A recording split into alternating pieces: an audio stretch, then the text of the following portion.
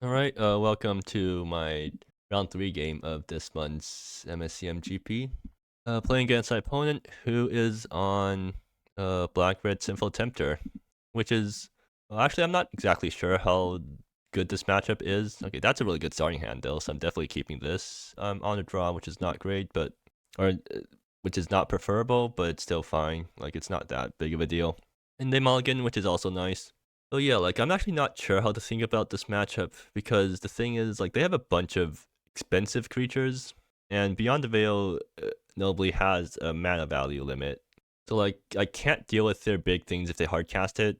But at the same time, they're also a deck that aggressively goes down in cards to trade for damage. And they pass turn 1. Okay, that's really good for me. Yeah, that's extremely good for me, in fact, because that means I don't have to deal with any turn 2 hasted Simple Tempters. And also got both my counter spells, which is interesting. So if they drop Neon Cloud Knight next turn, I'm just going to Beyond the Veil it because I don't want to think about what I'm doing there. But yeah, I got a pretty ideal opening hand. I guess the turn the turn afterwards, I settle Son and Mias to grab the discard rod so that I can start Caylin lock, or I can start aggressively discarding them, aggressively making them go down in cards. What? Okay, what did they keep? Because I don't think they have... Oh, they're holding up a creature removal. Or that's the only thing that they can actually hold up. I guess they're like holding up some sort of burn, which is completely fine by me. Oh, Valdez. Do I have Valdez here? Like, I'm assuming that they don't have... Yeah, I'm assuming they don't have anything good in the low drops because otherwise they would have like played it already. So that means I can actually pretty safely Valdez here and assume that Cosmic Cinco will be able to hit something on 3. But yeah, Valdez high to see what's in their hand. And seems like that's exactly what I expected. So yeah, they're holding a bunch of removal and not much else. Maybe I could have Valdez low because then maybe that encourages him to actually play out Sinful Tempter. But now they're just going to pass turn after turn. Oh, did they finally find something? No, they're just going to Flames Approach face. Yeah, that's fine. So I need to play around Retire somehow. How do I do that? So I can play Caylin this turn, right? They're holding a Retire Bite Blitz and a Mystery card.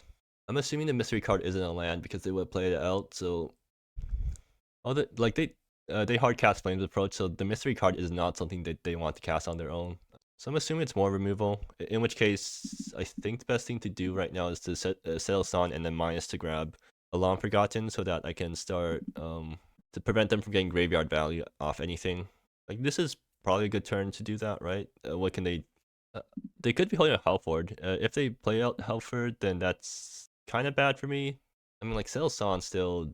I guess if they play out Halford, I'm just going to Son minus to bounce it to their hand. Yeah. I think I'm alright with any sort of outcome that can happen there. Or like, do I want to run settle into a possible retire?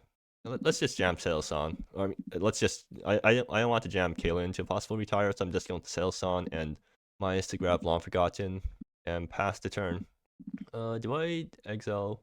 I'll just exile Tempter for now. Like if they have, I don't want them to have random graveyard stuff, and they might discard Bite Blitz this turn, or at least they might use a Bite Blitz this turn. So there is a point in keeping around the Flames approach so that I can exile with Long Forgotten. So the only way this turns out bad for me, and in a way that their previous plays would have made sense, is if they had exactly Halford and top deck the land. Interesting. So it seems like I guess they probably top deck the Reckless Mutationist. Were they holding a creature in hand though? Okay, they're going to Bite Blitz the Reckless Mutation. That's an interesting play. Oh, I guess that's to kill the Settle Son. Okay, yeah, that's fine. Long Forgotten is going to get some pretty good value then. And now I get to remove the Reckless Mutationist and still keep most of my things, and still keep a counter spell. Yeah, so play this untapped. Get rid of this guy and pass the turn. And that gets me a card draw. Oh, more Cosmic Sinkholes. You know, I only run 4 counter spells in the deck, but somehow I'm drawing all of them right now, and they concede. Cool. So that was really good. Post board they can bring in like all they have post board is more duresses. They don't actually have that good of a post board. Okay, as for what I want to do, Rod is pretty nice. Journey's End can actually deal with their things. I mean, so does Hem. Actually, no. I board out Hemley because I figured out that Hemley is bad in this deck, so might as well board it out. And maybe I don't actually need that many Death Pitch trophies because like they're a deck that goes down. Actually, do I go on Death? Do I go down on Death Pitch trophies? Because that feels incorrect. Because like on one hand, yeah, I don't need Death Pit as many Death Pit trophies to win this game. But on the other hand, I do want more Death Pit trophies, so it's more likely for me to start a lock.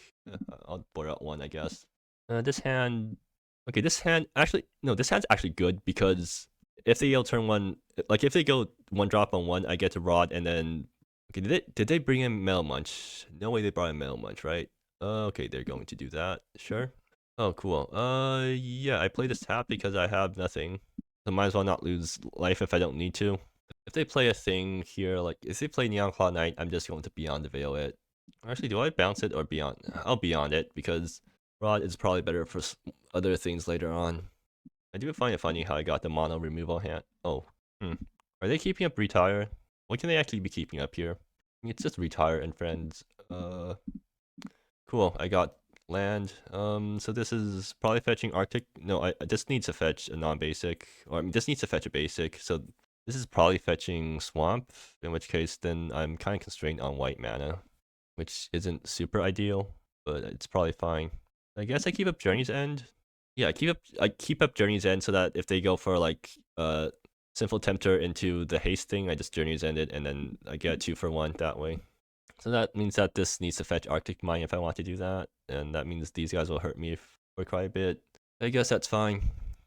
And seems like, okay, Profane Emissary. Are they just going to Profane Emissary into a haster?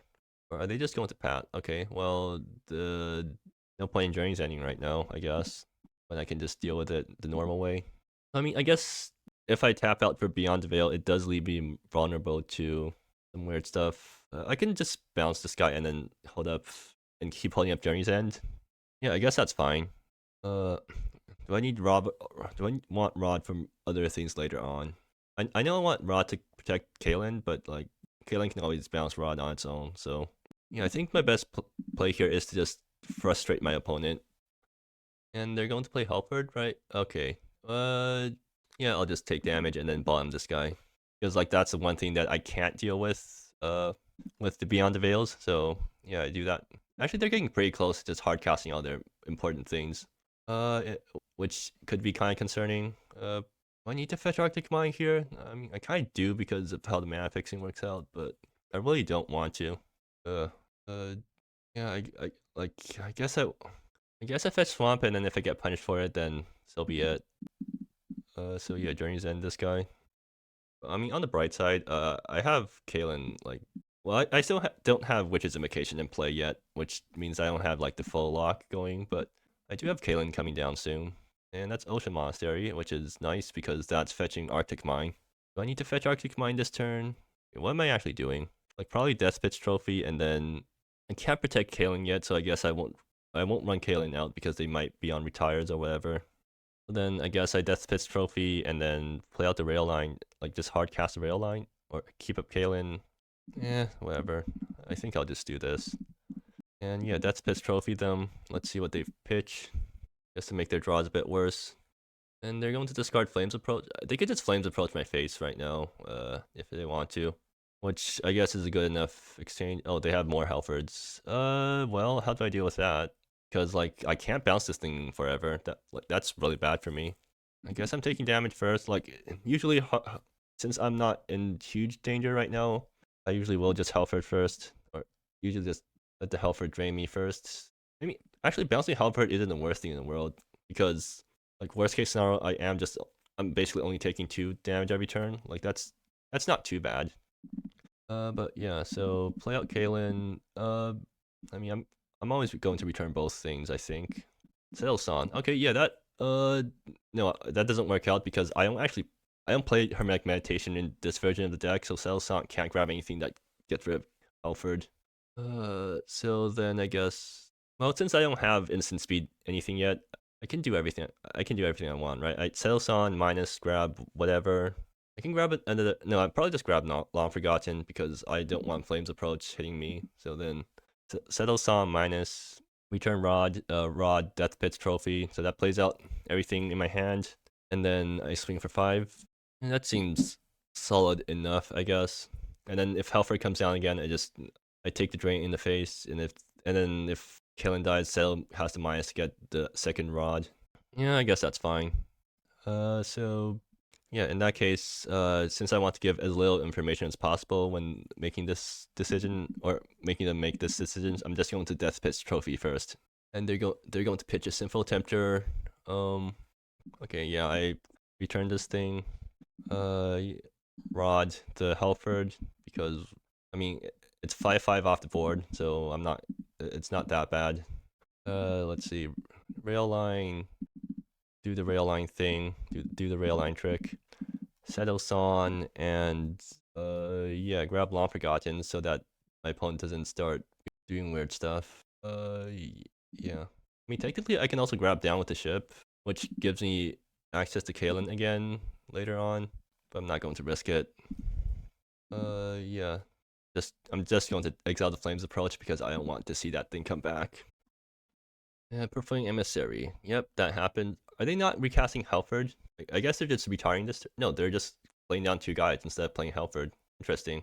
Do they have Bite Blitz in hand? They don't even have Bite Blitz in hand? Okay, what are they doing here? Well, I mean, right, and ELT, I need to bounce the... I bounce Rod or Death Pit Trophy. I don't think it matters that much, right? Yeah, I think I'll bounce the Rod, right? What am I actually doing here? On my turn, I'm going to Beyond the Veil twice, and then there's actually no point. So yeah, I guess I bounced Death Pit's trophy. And another Settle Son. Okay, that's pretty good. I guess I'm probably swinging with Settle, and then that means I can't, maybe I just start making guys with Settle Son. Yeah, I mean, that's probably a good use of my mana. So then Beyond, bounce, Beyond. I mean, I can Beyond, no, I don't have mana for that. Yeah, it's just Beyond, bounce Beyond, and then Death Pit's trophy them. Is that what I'm doing? Yeah, I guess so. So yeah, let's just get rid of their entire board. And yeah, so like, this is probably, and they just concede. Cool. Yeah, so this is a good demonstration of what the Caylin deck can do with Beyond Veil. I mean, I've already talked about it though, so yeah, so that's another win. I need to win one more game to make top cut, but I am pretty confident that this deck is a deck that can top cut this GP. But yeah, so that was that, and I'll see you next time.